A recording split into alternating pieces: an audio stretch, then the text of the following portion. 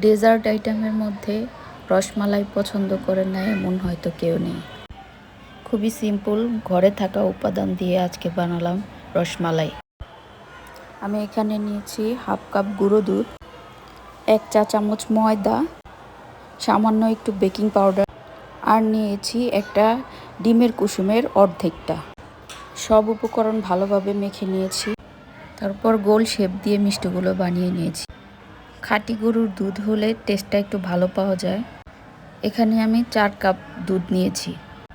চিনি দিলাম 1/3 কাপ।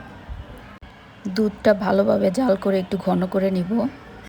এই পর্যায়ে মিষ্টিগুলো আমি দিয়ে দেব। মিষ্টিগুলো দিয়ে ঢাকনা দিয়ে ঢেকে দেব। এই তো মিষ্টিগুলো ফুলে বড় হয়ে গিয়েছে। দুধটা আর একটু জাল করে ঘন করে নিব।